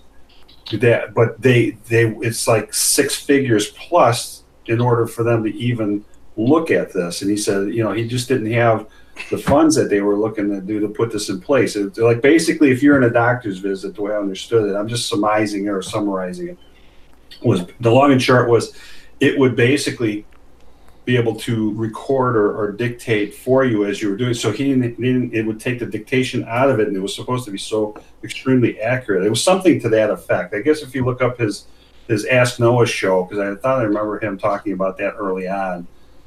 There's a show he did on that. It was fascinating to hear him talk about, and he kind of interviewed his dad too. If it wasn't on Ask Noah, it was right toward the end of his Jupiter co-hosting thing. But either way, it was a really interesting show, and that, I guess, to me, that showed the power of what Linux could be. Not only, I know that we keep talking about desktop, but the reality of it is that the desktop is a drop in the bucket. Yeah, we'd all like it because we're selfish. We all want something better and another choice. So we have it here, and we make it work if we really want to find a way. But when you think about the power of something at that level, what that's got to do, whether it's a radio station, whether it's medical records, whether it's running your vehicle, I mean, that's huge. That's huge, to me anyway. Yeah, well, I think there is a new device that is Linux powered for the cardiac related stuff. When I first was going through my cardiac issues, I had to wear a monitor for almost a month. and I had these things stuck all over me with all these cords going into a box and everything. It was a big pain. And now they just came out with a thing I saw it on the news. It's just this big, and it just sticks right there, and that's the entire device. And it uses the cell phone signal to send the data to the doctor. And I do believe that that's a Linux-powered device. You're exactly right, Matt, because what they did, the Halter monitors they use now, and that's what I had before, it actually almost looks like a big bandage. It's got two electrodes. Yeah. I'm hopping on Big Daddy. Yeah, okay, cool. Yeah, I'll be hopping. I'll be over there. So we'll see you. Okay. Well, thanks, Patrick. Thanks for coming back. Yeah, good seeing you. Yeah, good seeing you, man. Yep. I'll see you over there, Spatchy. But the Halter monitor that I had, it was it's an Android phone, right? You carry an Android in your pocket. Mm-hmm. Yeah, and then what would happen? You'd push the button and you take your choices on the phone. Now what I have in here is it's called a loop recorder. It's maybe, I don't know, 3/8 of an inch wide, 1/4 inch wide, whatever it is, by maybe an inch and a half long, and it's underneath the skin, and then you just have this little recording device, and then there's a base that will send the signal, and if you need to, then you can manually download it. So, but I think that's what you're talking about, because that talks to the Android. It is. It's all Linux based. Yeah, it is. But the original Halter monitor that I had the first time around, you had to wear this big box on your mount clip, and you had all these. I hated that because you'd wear it to bed, you wake up in the morning with cords wrapped all around yourself. Right. It wasn't fun. And it looked like one of the Borg on Star Trek with everything would be assimilated, all this stuff on you, but yeah. That one every morning you'd have to like pick up the phone and call a number and then play the tone out of the box through the phone. It was a big pain. Yeah. And they charge like $3,000 just to use that thing. Yeah, it's crazy. Yeah, things have improved vastly in just the last 5 years in that area. Yeah. All I gotta say is I'm hoping Tim gets better very soon, and I'm hoping prayers for Tim F. Tim, if you ever watch this, I didn't know until now. If you just want to chat or talk or privately, you know how to reach me. He's been such a good sport, filling in for me as a co-host. He was a co-host for that Stephanie Forian concert that went very well, thank God. So Tim, hope you're doing better. Hope it's not too serious. I don't know much about that. And my dad had heart surgery years ago. Thank God he was able to finish his film. But yeah, it's scary. It's scary, absolutely. But hopefully it's not that serious. I mean, I don't know. I don't know. But it sounds like they caught it in time, Heather. He wasn't feeling good from the trip back from Chicago. Okay. I know with today's technology, they can do wonders. So I mean, that's his problem. He decided to go to Chicago. Ah. Oh. Hey. Chicago, my kind of town. Too much sausage and beef. Yeah. Matt, just so you know, I'm a Chicago. Yeah. Hey, don't talk about. Look, Joey's my friend. Okay. Yeah. Tim, I hope we're making you laugh, buddy. I got a friend that was in Brookfield, and he just moved to Morris out there. So I've never been to Chicago. Guys, I have a quick question. When I moved up to where I'm at right now, they blamed everything that went wrong up here by somebody from Chicago passing through. So I'm used to it. Yeah, Chicago isn't bad, but I don't like the politics of Chicago. That's why I'm not living there anymore. Well, I mean, the politics of Chicago is pretty easy. You carry a baseball bat and you win the argument. Nice. Quick Android question. I'm a brand new from hell Android user. I don't know what the heck I'm doing. My dad just gave me this Galaxy S7 Edge, okay? And I've been trying for days to get my iPhone 8 Plus data transferred over to it because I don't want to have to go through and re-download all my stuff to it. That would be a very tedious process. So, there's an app. There's an app, but there's a pretty much iPhone issue. If you were doing it from Android to Android, it would be easy. Okay. But let me just finish. There is an app though that I forget the name of it, but you install it on the iPhone and on the Android, and you can transfer the stuff over. Are you talking about Smart Switch, Matt? No, I don't think that's the one. Later, Joe. I looked on the Joe. Yep. See ya, buddy. Yeah. Thanks, okay. Smart Switch. Yeah. I tried Smart Switch on my Windows computer. That didn't work. I tried it on Mac. Didn't work. And I don't know of any Linux app that can do it. So Nextcloud. the problem is I have Smart Switch. Well, I have Smart Switch running right now. If you're willing to do it manually, there is software that can open up the system files of your iPhone on your PC, and then you can just manually copy and paste them. I have it on my downloads folder. I'll have to get you the name of it. Yeah, if you can tell me the name of whatever software. What all are you trying to move, and how much data is it? What I'm trying to move, Tom, is there's you see, I have like 3 or 4 pages worth of apps and over 700 something text messages. I already got all my contacts, my photos, everything copied over, and my music and my video. Text messages. I don't know if it's for Apple, but definitely for Android. SMS Well, backup. I know that I can clone a iPhone backup.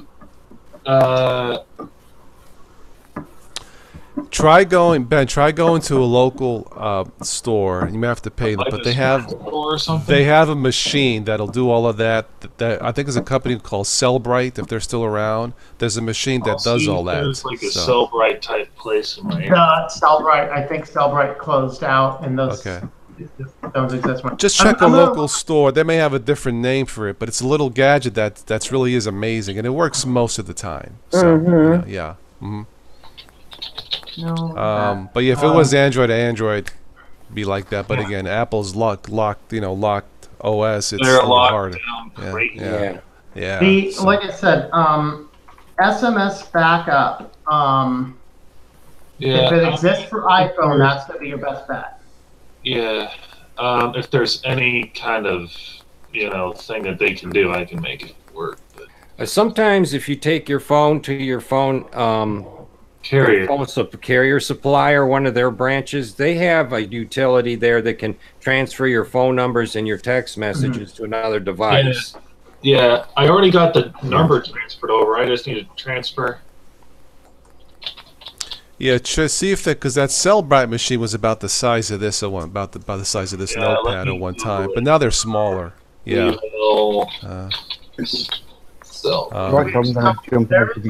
SMS export is for iPhone. Looks like you can export the text messages with that to the Mac. Now, the one I use, which is on F-Droid, what it does, let me get the exact name. How do you get F-Droid, Tom?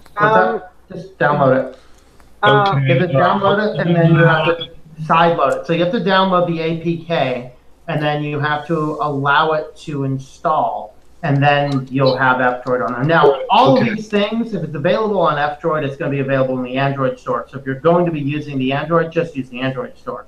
If you're not going to be using the Android store, then... What was the name of that iPhone app again? Okay, that one's called SMS Export. The one I'm using is called SMS Backup. And what it does is it will basically create a folder in my email server, and it literally takes my call logs, my text messages, everything, puts them on my own mail server. So basically they're over there. Next phone I get, I could just reinstall the app, hit the button, and it just reports everything back over. Okay, cool. Yeah. So let's see what I've got here. SMS export is $5. What the frick? That's not good. That's not I'm just looking for anything else. I still look if you have to pay or buy something, Ben, just go to the store, man. Have the machine do it. Yeah, who's the carrier? Sprint. Go to the store. All the store. I mean, I don't know. They'll charge you $10. It's well worth it. Well worth it. I know Verizon and AT&T have their cloud service thing that will do all that. I don't use those obviously, but that certainly is an option. I'm guessing Sprint has one. Yeah, that's what I would do. Verizon, you have to open a cloud account with them, and then they can transfer your stuff. That's why I have Verizon. I do it all on Nextcloud. So. Yeah.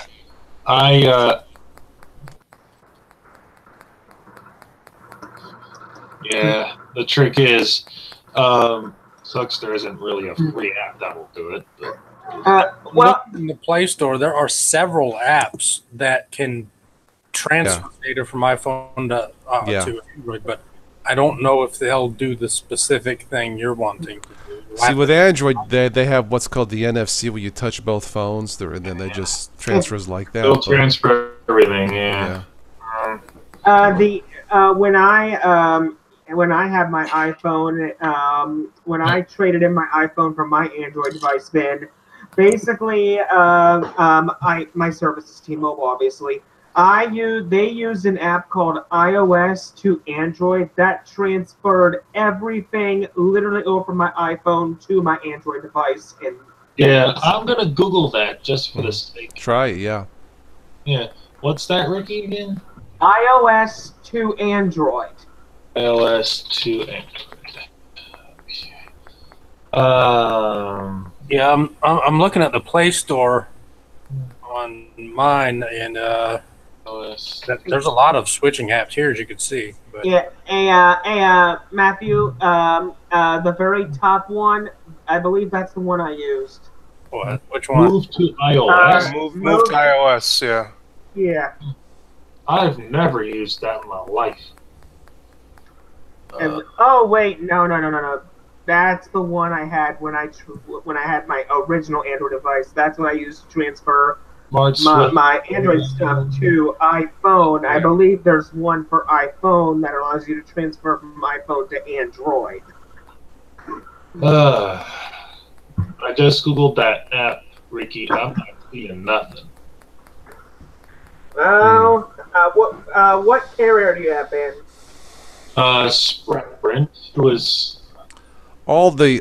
Well, I don't know if the franchise stores have the machine, but all the corporate stores should have them. Yeah, they should. Yeah, they should. Yeah. Mm-hmm. I'm just. Or just go to the Apple store. See if they'll help you out. Yeah. I don't know. Apple store? No, they're just going to tell them to buy a new Apple. Yeah, that's what they'll do. To buy another iPhone. That's yeah. Android, what's this? Yeah, they're gonna be like, they're just gonna be nutty. And you can ask. You Every time I've had to transfer stuff from one phone to another, my carrier, the little store they got down here's had everything they needed to do it.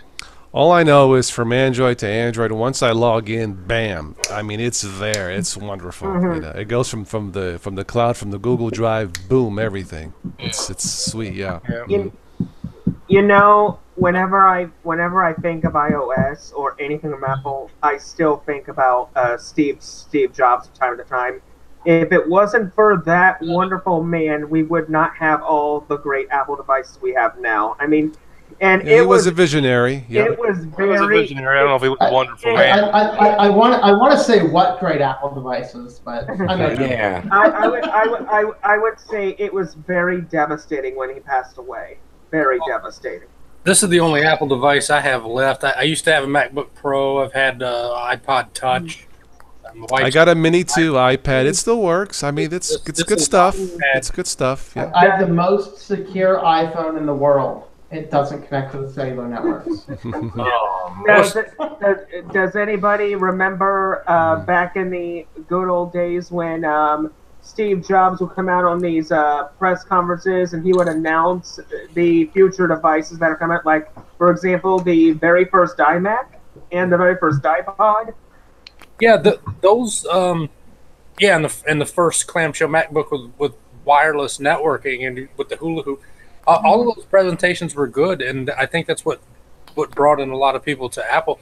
You watch a WWDC keynote today with Tim Cook, and it's just a yawn fest. I'm done watching the keynote, and I'm just like, that's it. Yeah. No, it's I mean, I'll give Steve Jobs credit. He went when no man had gone before. I mean, the thing about that man is he's the one that introduced the very first Macintosh computer back in 1984. Yeah. Well, I used to be an Apple fan, but I'm not so much these days. Apple is the service. I got a friend of mine, Amy. She's all Apple. Apple MacBook, was it the Pro? The MacBook iPad, the iPhone. She bought a brand new the MacBook Pro at Best Buy in January. She had issues. She went to the Apple store in Pittsburgh. It happened to be the hard drive, which is what I figured it was. She went there on the Tuesday. She got it back Thursday. I mean, with Apple, it's the service. From what I heard, that's what you're paying for. Really, is the service. For what I've seen. It's not the same service as it used to be. I don't know. Well, but for her, it was good. Yeah. For example, the iPhone X. If you break the screen on that, in the past, if you had Apple Care, you could go to an Apple store and just get another device. Now, even if you have Apple Care, it's still like a $350 fee for them to replace the phone that you already bought a warranty for. That's a deductible, yeah. Yeah, it's a little crazy. Yeah, I don't like that. But see, the problem is you're paying $300, $350 for a warranty that you would get with other devices as standard warranty anyway. So it's not the way it used to be. I mean, I'm a big fan of refurbished items, not too like I bought I showed you last night, the Google Nexus 6P. Looks like a nice phone. Did you get it activated today? No, I'm still. I have a 30-day money-back guarantee from the seller. I'm still testing it. Make sure. I guess they had a problem with the batch of batteries in those. If you remember the news. It seems okay so far, but I think I'll activate it this week. I'm going to contact the seller, let them know everything's good. So put some music in it and let it run for a while and see how long the battery actually lasts running. I was just thinking about that in videos. The other thing you might do is, I'm guessing that the lot numbers and the serial numbers that have bad batteries, there's probably a list for those. You should probably look for that list. Never thought about that. That could be, but I think the problem with those were they were shutting down at 40% battery. Mine shuts down between 10 and 0, which is fine, if it's going to do that. But so far it hasn't done that 40% and it's done. But it's fast, it's zippy. But I'll test it some more. Yeah. This phone's been unplugged since I woke up, and it still has 92% battery. Nice. What type of phone is that? My phone has not been charged for 1 day, 12 hours, and it still has another 8.5 hours to go. Nice. Yeah. So this is a Zenfone 2. Wow. Yeah. I use a Samsung Galaxy S9, brand new. I just bought that thing not long ago. No, I'm pretty happy with what I bought so far. So Nexus 5X with Lineage. And actually, I'm surprised because Lineage 15 is supposed to be much worse on batteries, but it ends up being about the same, if not better. The only reason why I got the 6P is because of the stereo speakers. I got to have my speakers, So. This has it too, but I would have gone for the 6P too because it's a newer phone. Yeah. Have you found a way, Tom, to go back to an earlier version of Lineage by any chance? No, and that's something that I'm a little saucy about because it's supposed to give you freedom on your phone. That's what they're talking about. Well, why have they pulled? The Lineage has pulled version 14 out. And that's kind of problematic because, I mean, supposing this phone had a serious problem with 15, now I have no way of running Lineage.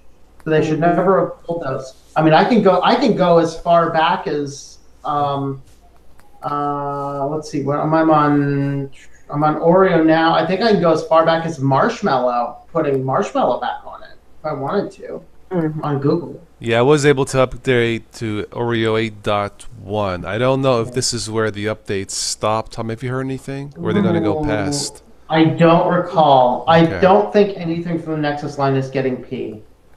Okay, which is fine with me, But I'm just wondering, Carmine, if your new phone could handle Android 9 when it comes out. I probably could.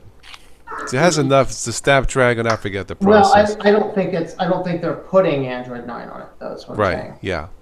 I think it could handle it, but if it won't, but if they won't put it out, it's fine. Yeah. And the name for Android 9, they're calling it Pi. Yeah. Okay. They're just running in circles, aren't they? Yeah. That's one disadvantage to Android as opposed to Apple devices. When a new version of the OS comes out for like iPhone, basically every iPhone that's still supported. Ish, but they kill them with the updates. Yeah, they do. That's the problem. Like, the Android phones, I don't think the updates are slowing down the phone and draining the battery like Apple tried to pull. No, that's true. But like for example, on my iPad, this did get this is the first gen iPad Air. It did get the iOS 11 update, but the problem is all of those good features that would make it compelling aren't available for this model. It was just the iPad Air 2 that got split screening and multitasking. Okay. This got iOS 11, but it didn't get those features. So, okay. And those features were the only compelling reason to upgrade in the first place. So it's, and then you upgrade and you discover that those features aren't there. It's kind of a bummer. It seems like with each update in Android, it's gotten prettier, nicer, and more nicer features. It seems to me. Yeah, at least with Android. I'm not sure I'd want to run Pi though. They're adding AI in there to try and manipulate the settings into what they think you want to have, and I'm completely against that. I know what the settings I want on my phone, and for crying out loud, I don't want you trying to run AI on my device to try and put stuff back there. That, no. I'm not cool with that either. Yeah. Kitty's coming up. If you're going to do that, I'll keep my Apple phone. Yeah, well, I'll just keep my lineage. Okay. Well, Timo, welcome. Hi, Tim. Tim. Hello, everybody. How are you? Hello. Doing good. Welcome. CJ, welcome. A little older, so it still has welcome. Still has 5.1 on it, which has a memory leak. So, oh no. So occasionally throughout the day, I have to boost it in order for it to work properly. But the Zen UI that ASUS ships with this, it has a boost function built in right here. Nice. Okay. But the problem is, like right now, it's almost completely used up just from sitting. So you have to keep hitting that. Okay. It's kind of a little nuisance, yeah. Yeah, if I upgraded to even just one version above, even it wouldn't have that issue. It's something that is a well-known issue with version 5.1. Yeah, we have Countryfied Linux in the house. Welcome. He's looking forward to Google's Fuchsia OS. There's rumors on it. Yeah. We'll see, yeah. I don't know if I'm too excited about it because Chrome OS at this point is getting pretty mature. It's solid, You have Android app support and Linux app support in the upcoming books. Fuchsia OS is not Linux. They're building their own kernels for that. They're using microkernels. So those features would disappear from Fuchsia OS. It feels like it would be a step in reverse. And now they announced Google's coming out with this $600 Chromebook, a little higher end. To compete with your Surfaces and I believe that's also the one that will dual boot Windows 10, won't it? I don't know. They're doing a Chromebook that will dual boot Windows 10 and Chrome OS. I mean, yeah. Sacrilege. I did hear about a software edition that was coming that would allow people to do that, but I wasn't sure if it was officially supported by Google or not. I thought it was, but I could be wrong about it. Question about Windows 10. You're still allowed to make a local account, are you? Yeah. As far as I know, yeah. Yeah, it was in a VM. If you do an in-place upgrade from Windows 7, it automatically keeps a local account. If you're on Windows 8, I believe it'll give you the option. Okay. The default function is an online account, but there's like a little smaller print link underneath of it. I think, yeah. One point font colored about the same color as the background. You got to go, what does that say? Oh, okay, I see. Right. There's been a bug on the screen. There's also a link like that in the installer for OneDrive. The default function is to automatically save data to OneDrive. And if you don't want that to happen, there's a tiny little button in the corner that's hard to see that you push during the installer. But even when you do that, OneDrive still launches. It just isn't synced to your account. So what I found is that this is only possible on Windows 10 Pro, but you can go into the group policy editor and disable OneDrive inside of the group policy editor. There's actually a template already in place to do that. When I had Windows 10, what I did is I just installed OneDrive completely from the system. Yeah. You can't do that anymore, though, unless you're doing it through PowerShell. Yeah. Well, I don't mind things like OneDrive or Google Drive. What I do mind is my operating system forcing me to use it. Like in Windows 10, before I learned that functionality was there, if I would take a screenshot or drop something in my documents folder, it would automatically get pushed to OneDrive, and I hated that. and my default apps, like photo app. Yeah, I mean, it's nice to have one cloud backup as an emergency, and that's why I use Google Drive. It's just convenient for me. Right. Countryfied sent his, OneDrive. Okay, it's fine, but yeah, Google Drive because it's everywhere, So. But OneDrive annoyed me because I didn't want particular things going there. Right. And with with the Windows 10 photo app, if I go into the settings and change it to local storage, I would notice after a few days, I go back into the settings, it changed itself back to OneDrive. So that really kind of rubbed me the wrong way. So that's when I decided to just use the group policy editor and just shut it off completely. So, right. Yeah. Well, that's one advantage Linux has. Again, a little more control of what you want it to do. So Windows users out there, there's another, reason to at least try Linux. And don't go Arch and Gentoo at first. Use Ubuntu, Linux, Mint, Peppermint OS. Chances are it'll work for you. So. And if you are a cloud storage user, more recent versions of GNOME Shell have Google Drive integration right into the file manager. So Linux they support everything now. You don't have to give up Google Drive, right? Yeah. If you use those things, it'll work in the GNOME desktop. It integrates into the file manager. Yeah. Cinnamon as well. Cinnamon, in fact, now completely supports the full Nextcloud integration as well. So every functionality, I think, of Google Docs now works on Nextcloud in the latest Cinnamon, which probably means the latest GNOME and Budgie as well. Yeah, I found that the smart switch that comes by default on this phone wants to pull in my iCloud backup, but the problem is that it won't load the iCloud backup when I search for it. Maverick asks, can Chrome run Windows games? I don't know. Not without Windows installed on it. Okay. No, you got Windows. I think if you want to play Windows games, just use Windows. Exactly. Yeah, if you want to play Linux games, just use Linux. Keep it simple. And if you don't want to dual boot, buy a ThinkPad, as I always say, and with 4 gigs of RAM, and you'll be fine. Well, it might be possible with that Stream Play stuff. That's I don't know. Yeah, Steam Player is always good. Well, Steam's working on a new system that's supposedly going to allow a lot of Windows games to run very well. I'm actually I might have to bring a friend of mine over here who actually has a Steam account and plays games, and we'll have to give it a try sometime. I am curious. I'm not much of a gamer myself, so I don't. If I'm correct, it's in beta right now, right?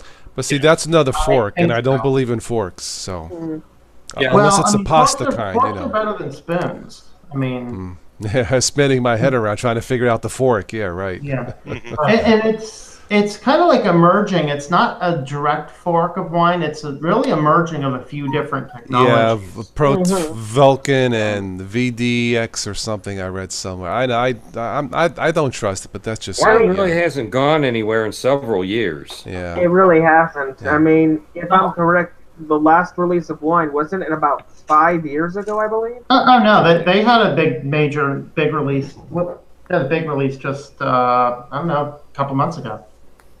Well, from a distribution marketing point of view, it's actually a good thing that they're doing this, because when you ask people why do you need Windows, it's games is a common answer. Another answer is Office software and things of that nature. So if they bridge the gap with games, that's a large chunk of users right there if it runs just as well. And if they can implement Wine on this level through Steam, maybe they can also implement it in different ways for these other commercial applications, and that could potentially bridge the gap between Windows and So it is a move in the right direction. Is it as good as using these things on its native environment? Who knows? Actually, the latest release of Wine was yesterday, 3/15. Ooh. Yeah, wow. August 31st, 3/15. 3/15. Ooh. Yeah. Well, the thing is, I already have Wine already installed on my computer. Shouldn't have already updated to 3/15, or do I have to update it manually? You'd have to update it manually, because just because it's updated doesn't mean it's in the repos. Okay, because, If you're using a rolling release, you might not have to, but for the most part, you would have to do it. Yeah. So I would have to do sudo apt update then. Well, like Matt said, if you're on a rolling release, sudo apt update would get it. If you're not on a rolling release, you'd have to add a repo for it. Yeah. Okay. All right. I'm sure if you go to the Wine website where the release notes are, it'll tell you what to do per distribution you're running. Okay. It usually does. Yeah, I'm gonna see if I can find that info for you. Yeah. I'm probably going to wrap this up here at 11. I want to jump on Big Daddy for a little bit. I haven't spoken to him for a while. So if we have any last questions or comments, I'm thinking of the next private chat, that parents podcast thinking kids and social media might be a good topic. I know, Steve, you have a couple kids, right? I have one son. He's 23 now, but he's a young adult with autism.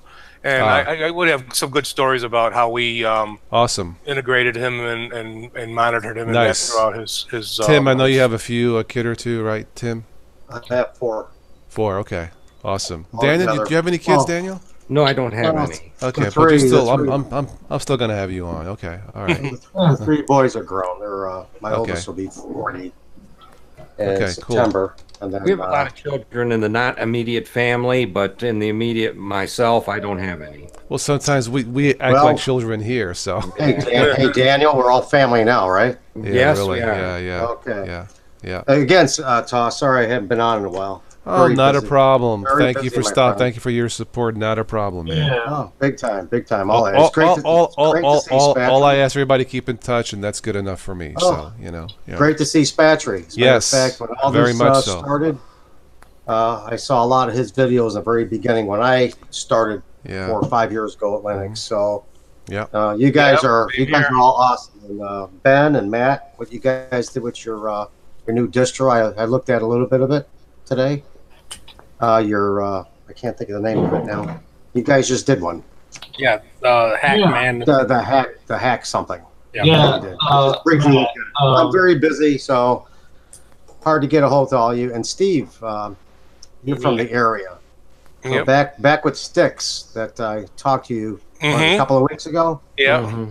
I went to school with Karen Panazzo at Bloom.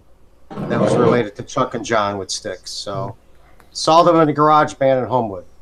Is what I wanted to tell you a long time ago. And this was before Tommy Shaw came out.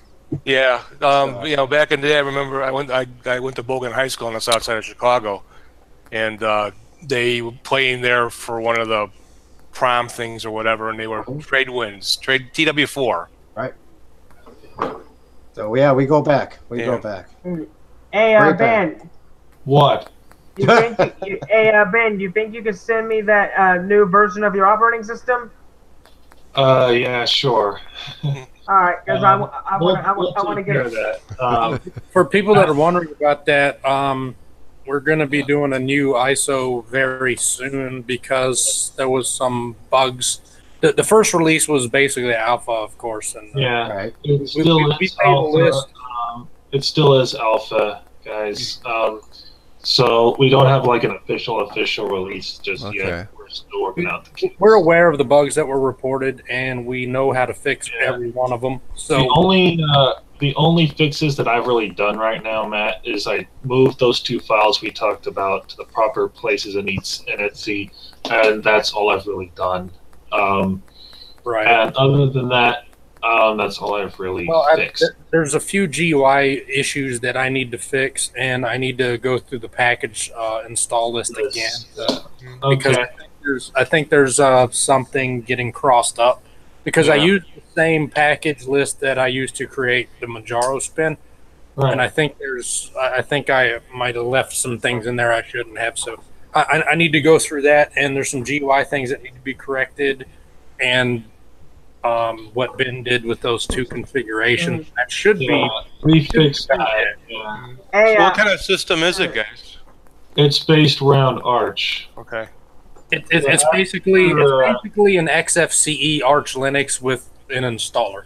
Basically, it's just an easy to install Arch. Basically, it's an Arch promoter type deal. Yeah.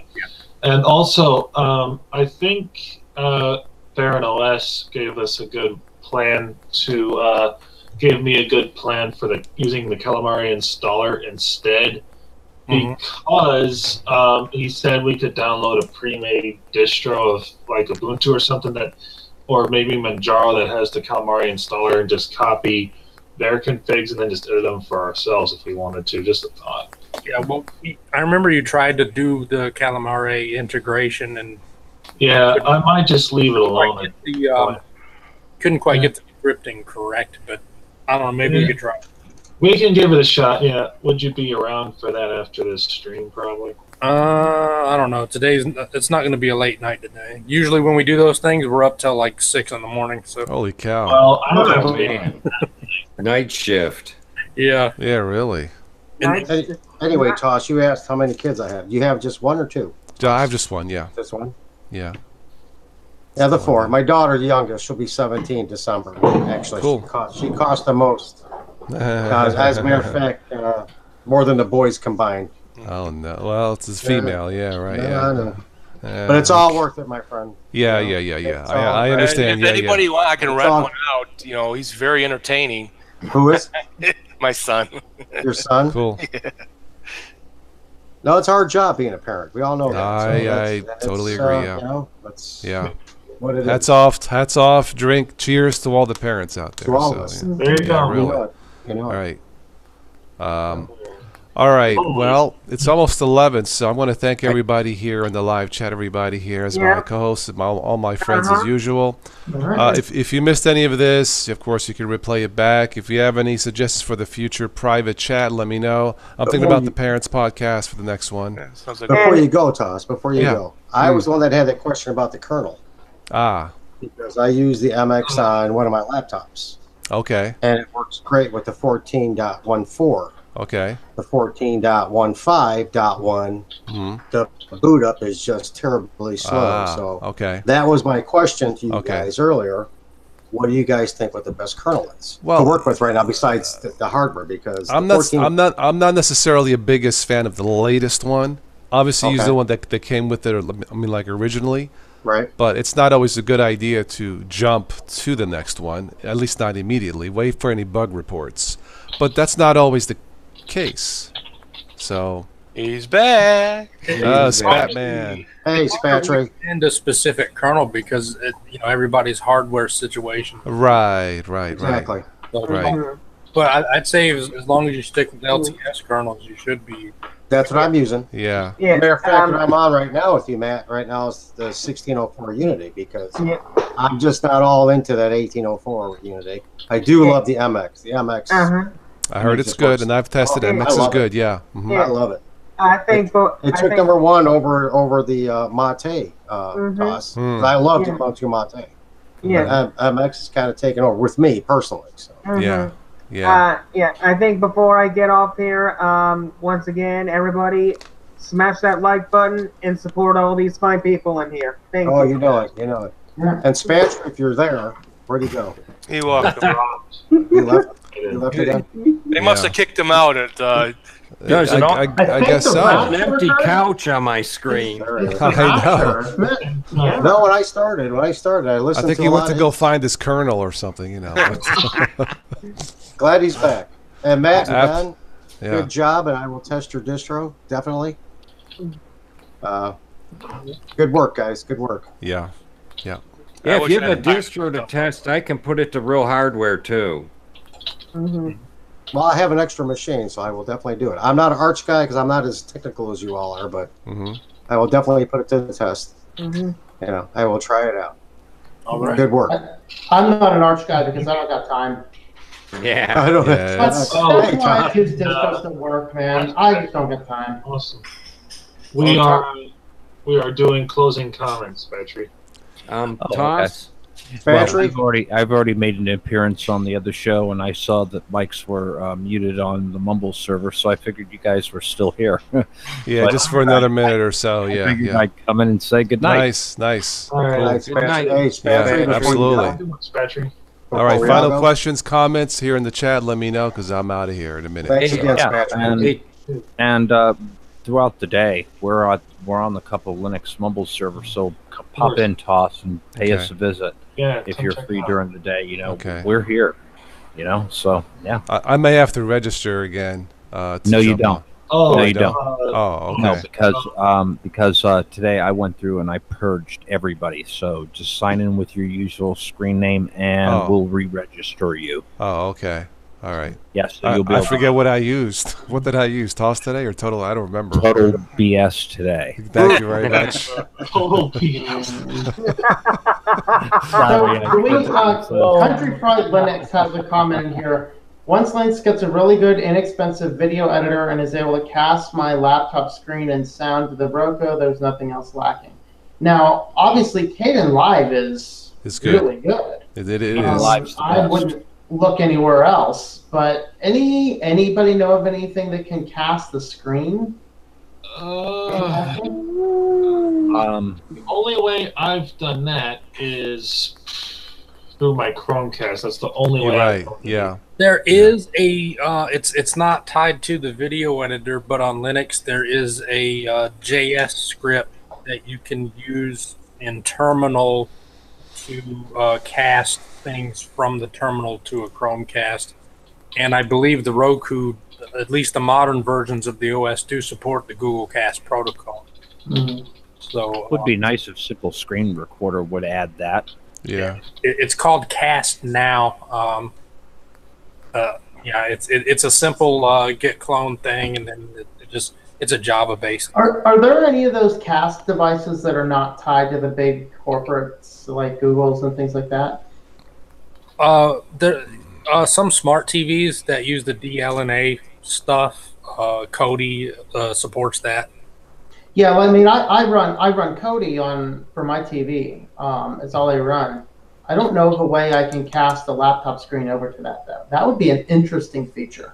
I don't know about Linux. I know Windows 10 has DLNA casting built into it. Don't talk dirty. Totally agree. Totally agree. I don't know how to do DLNA on Linux. It's just. Oh, I'm gonna look that up. I'm now curious. I'm sure you can. It's just not something I've ever attempted. Matter of fact, I think I'm going to make that a dirty word on cupoflinux.com so that anytime somebody says Windows 10, it'll be changed to censored. Anytime somebody says Arch dude, so I tried Arch dude. What about Arch dude? That would be pretty fun. And the first. Actually, each time somebody says Arch, you hear a fart. Art. The salver. See a preview of news and nonsense, right? Yeah. On okay. that note, I am going to. All right, Spatry, take care. Right, take care, Spatry. Good to All see right. you.